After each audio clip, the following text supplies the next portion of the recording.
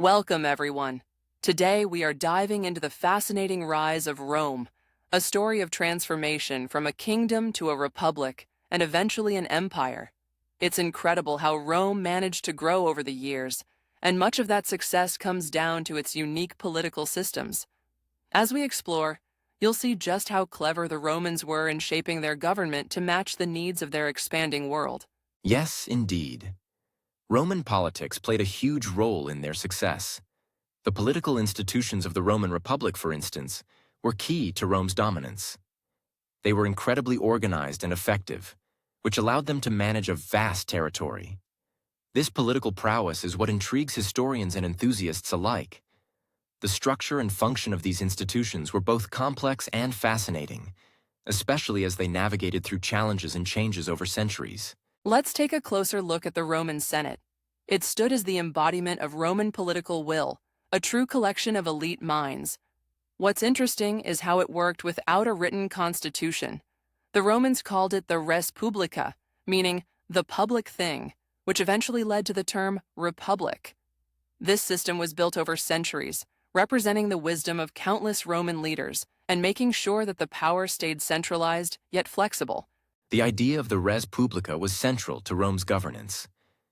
It allowed Rome to transition smoothly from a monarchy to a consular system, where power was shared and not concentrated in one ruler's hands. This shift was vital for the Republic's identity and laid the groundwork for how Rome managed its vast territories without a king. Having a system where consuls were appointed each year was crucial in preventing any return to a monarchy. One of the guiding principles was to block any return of monarchical rule. Each position, like that of the consuls or magistrates, was for a set term of 1 year, with new elections held annually. This ensured that no one person could hold too much power for too long, keeping a balance and actively involving Roman citizens in their government. These checks and balances were a hallmark of Roman political genius. Indeed, Rome's political framework remained largely unchanged for centuries, becoming a pillar of stability. The consistent application of annual elections and term limits prevented long-term autocratic domination and allowed for dynamic participation within the Republic. If you're interested in exploring the fascinating details of these elections and other topics, consider joining our membership for exclusive transcripts and more. Your support keeps us going. In the Roman system, roles during emergencies were clearly defined. At the very top, the dictator was the crucial figure only during times of crisis, holding power for a brief 6 months. Alongside him was the magister equitum, or the master of horse, who supported the dictator with similar short-term power. These positions were temporary, reminding everyone that in Rome power was to be used sparingly and only in the public interest. The regular structure comprised annually elected magistrates and consuls, maintaining Rome's checks on power. The heart of Rome's political machinery was the Senate, composed of about 300 members drawn from society's elite. These senators were chiefly chosen by magistrates like the censors, amassing the wealthiest and most influential individuals to guide policy. This gathering was essential for decision-making, illustrating a balance of power with citizen involvement through elections. The Senate Assembly played its part by organizing citizens into groups and deciding on many aspects of military and political life. These centuries were divided based on wealth, affecting not just voting power but also military roles. Wealth determined the quality of gear a person could afford, directly influencing their placement in the army. This connection between social standing and military status was crucial for maintaining Rome's structured approach to both governance and war. Citizens classified by the censors every 5 years found themselves in a specific century, impacting their political voice and economic role. Despite its rigid structure, this system promoted a kind of social mobility through military success and economic achievement. Thus, the centuries embedded within the Senate Assembly held a significant socio-political function, linking personal fortune with broader responsibilities, emphasizing that personal advancement also meant greater service to the state. Now, let's shift our focus to the pivotal moments involving Tiberius and Gaius Gracchi, two brothers who played critical roles in Rome's history. Tiberius the Elder was driven to address the glaring social inequalities by passing land reform laws. These reforms aimed to distribute land to poor farmers who had been overshadowed by the wealthy elite. His intentions resonated deeply with the common citizens, who were hopeful for change. Despite the support from the commoners, the Gracchi brothers faced severe opposition from the wealthier classes.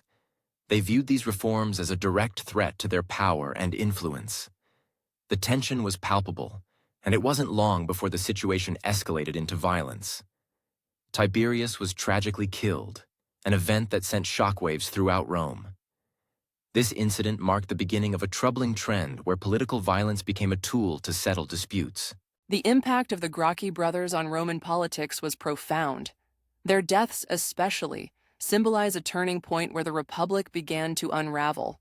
The political fabric of Rome, once strong, started to show signs of decay.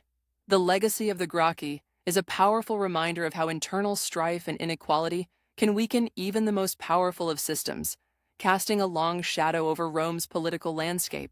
Indeed, the events surrounding the Gracchi brothers set in motion a series of challenges that the Roman Republic struggled to overcome.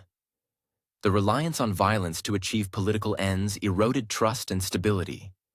This laid the foundation for the Republic's decline, as power struggles became more intense and frequent in the years that followed.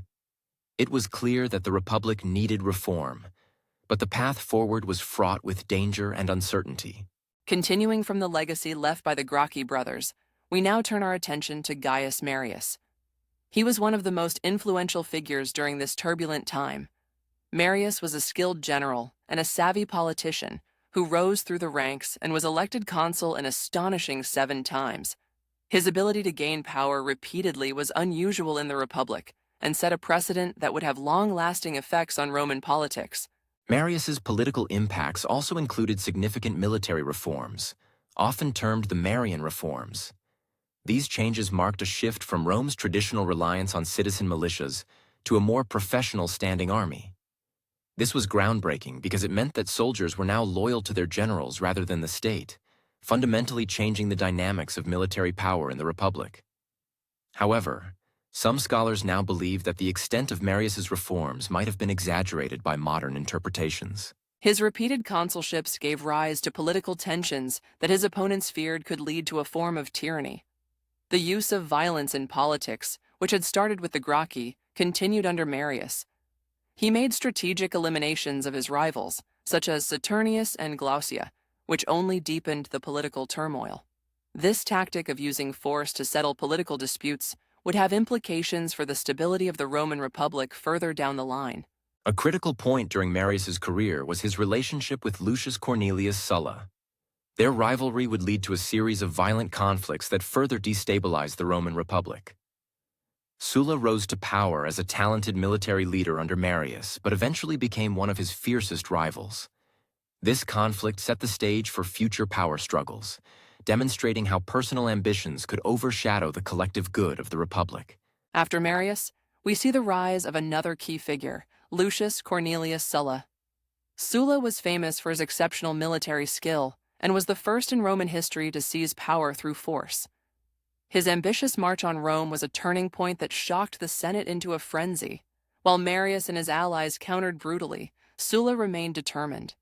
This action opened up a Pandora's box, leading to greater instability in Roman politics. Following his military success, Sulla initiated a series of reforms that drastically changed the Roman Senate. By doubling the number of senators and increasing the number of quaestors, he aimed to dilute the Senate's power and lessen the heat of bribery. However, this expansion also made the Senate less effective, with debates becoming more unwieldy and cumbersome, which weakened its overall ability to manage Rome effectively. Central to Sulla's changes was the strong centralization of power. He managed to create a system where control was concentrated in a select few, primarily favoring the wealthy elite. Unfortunately, this approach further isolated those in the lower ranks of the political hierarchy, making the Senate less representative of the broader Roman population. Sulla's focus on central power directly contributed to the already rising tensions within the Republic. The long-term effects of Sulla's reforms were profound. By creating a 2-tier system, he inadvertently set the stage for future conflicts. The elite circle became a breeding ground for ambitious men who would later exploit these tools for personal gain. Instead of stabilizing the Republic, Sulla's measures slowly chipped away at its foundations, making way for more upheaval in years to come. After Sulla's impactful period, the stage is set for one of Rome's most notable political alliances, the First Triumvirate. This secretive pact united three powerful figures, Julius Caesar, Pompey the Great, and Crassus. Together, they held immense influence, with each seeking to address personal and political ambitions. Caesar, renowned for his charisma, aimed to consolidate power while also settling his substantial debts. On the other hand, Pompey sought rewards for his soldiers, and Crassus was driven by his vast wealth and thirst for military glory. Caesar demonstrated remarkable political acumen, carefully orchestrating moves that furthered his ambitions.